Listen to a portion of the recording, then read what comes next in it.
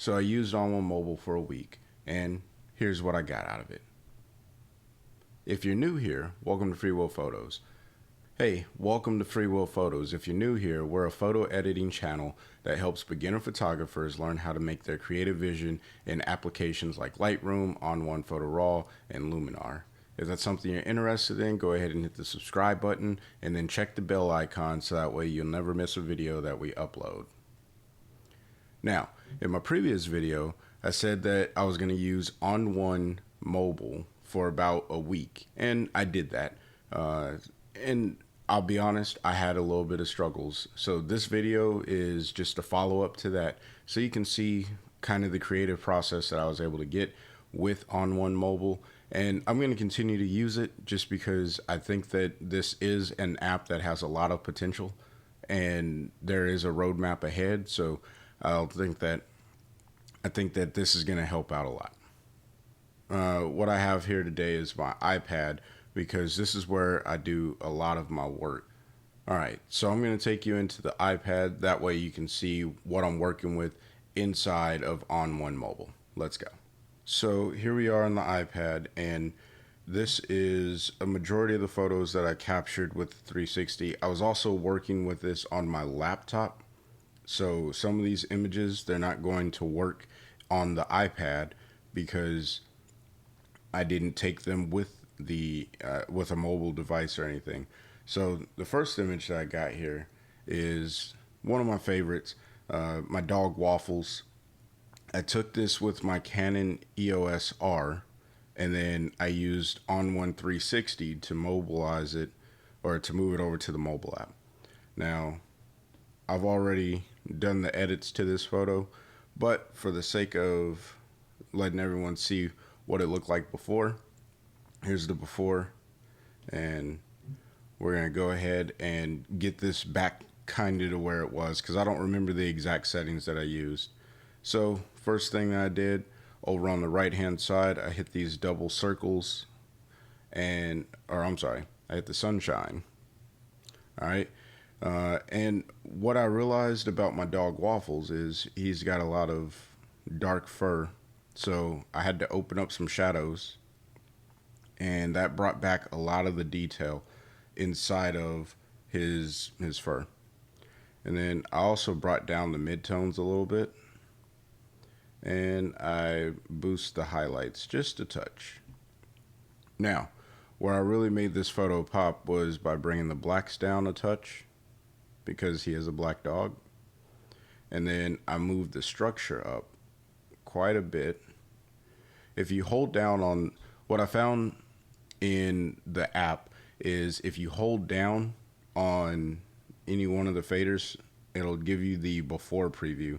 I don't know what the purpose of that is, because I don't know. I think that feature can go away. Nonetheless, I don't like the structure all that much. There we go. We'll leave the structure at 16. And then I think the last thing I did to give me a little bit of drama. I like darker images. I like the drama that you get out of them. But I'm making global edits. What I would have liked to be able to do is bring out the shadows in my dog, Mr. Waffles, and then darken the background by darkening the exposure and then selectively coloring on Waffles.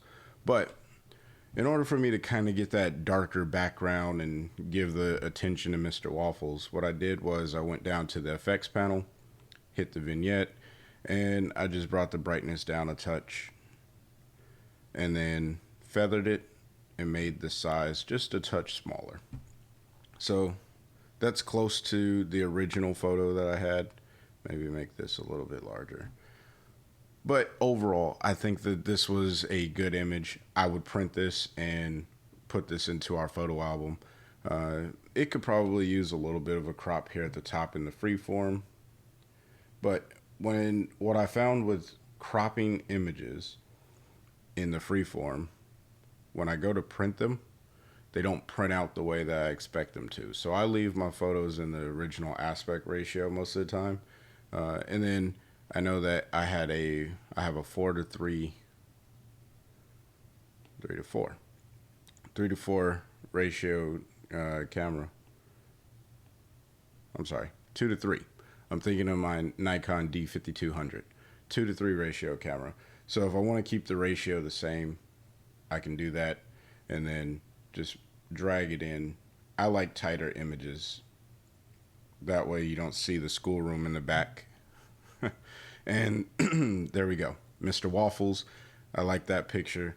So we'll go back to the categories here. All right.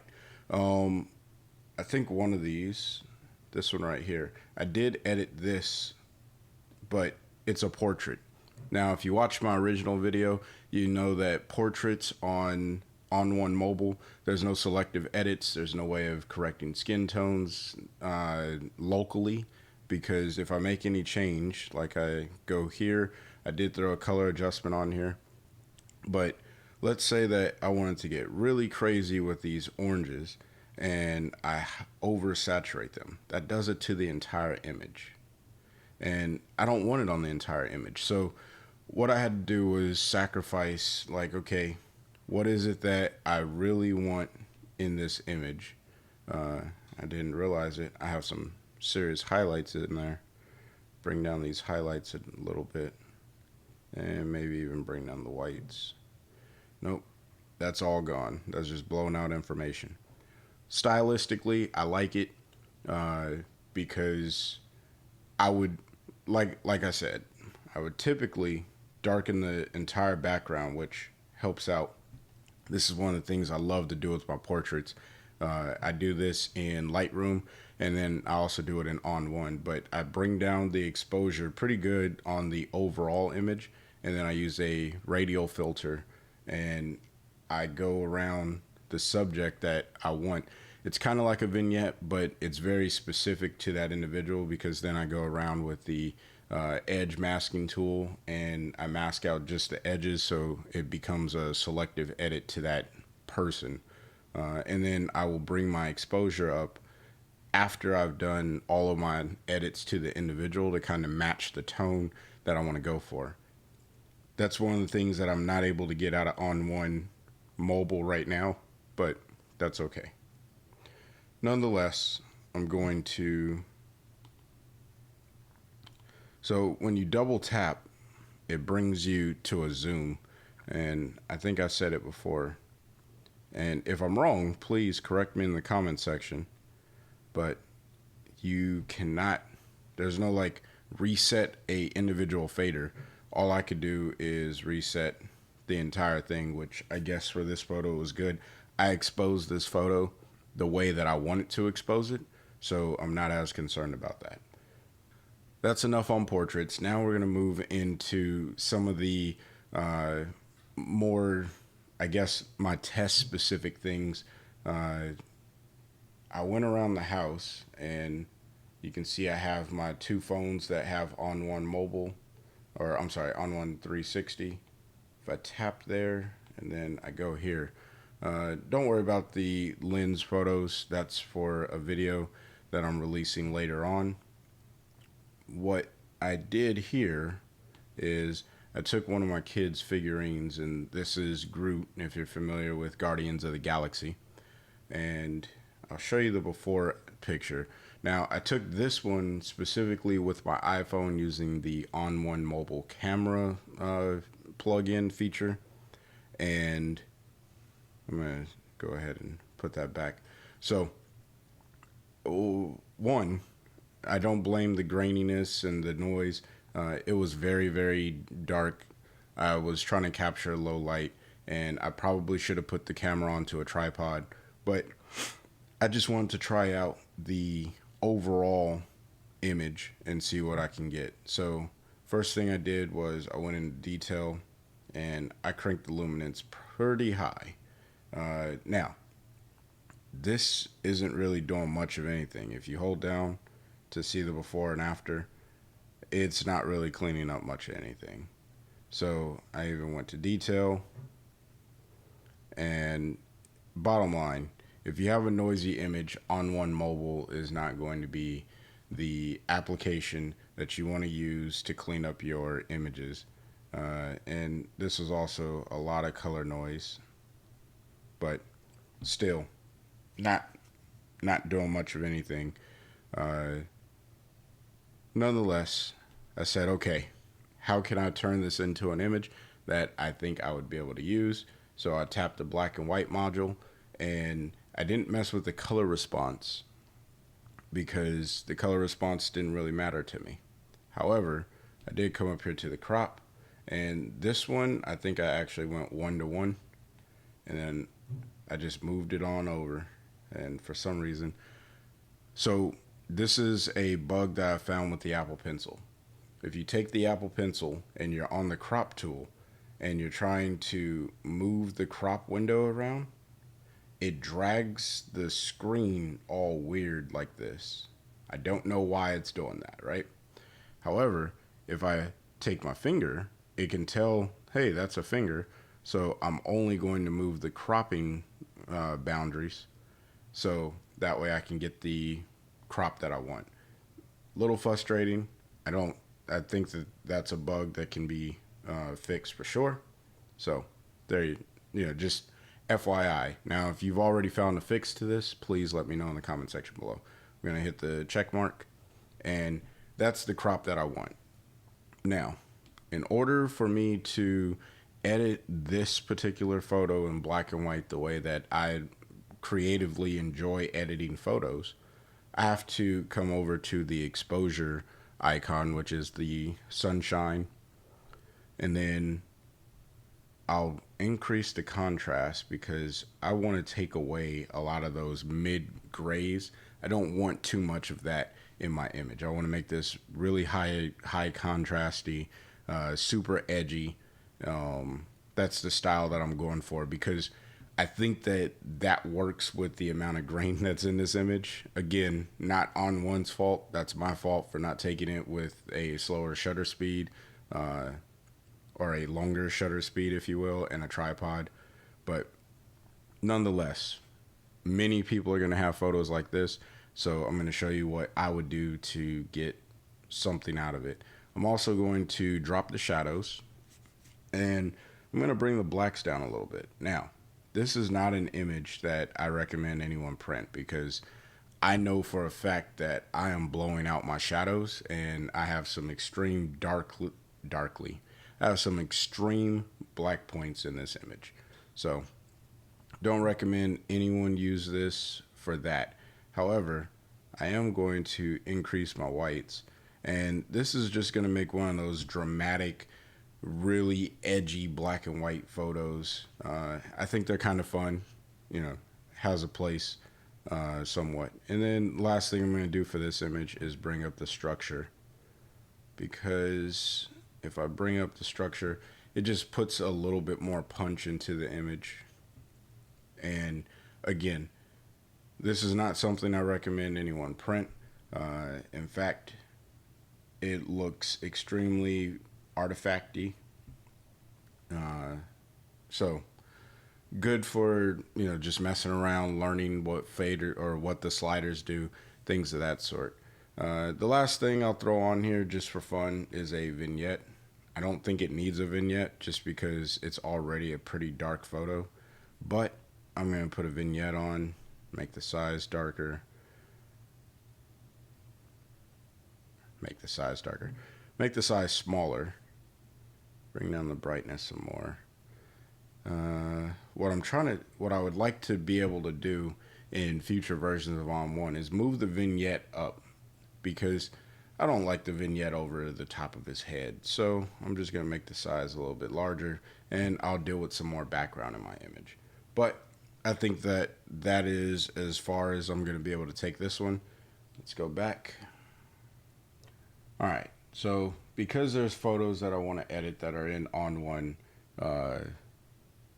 2020 that I threw those filters in, I still get this alert that says this photo has settings applied in On1 Photo Raw that are not supported in the app yet. So it's a very optimistic approach, but we're also missing some of the features. On1 On1 Mobile is not ready for us to use in the way that we're used to using it. I have found the workarounds, like I said. So one of the things that I could do is, if I really enjoyed this photo of my daughter, and I think that right now black and white is probably the one thing that you have the most control over, because in most cases you can get away with some pretty edgy black and white images by just hitting the effects and then hit black and white, and then you come back to the contrast, or you can stay in the black and white module and you can edit the only selective edit that you really get here is the color tones, which that can be more than enough, right? Because you can make skin tones brighter or darker, and then you can come back to the exposure or the tone settings, and you can bring down the exposure a little bit, open up some of those shadows, and maybe even increase some contrast. And now we're starting to get a black and white that really pops.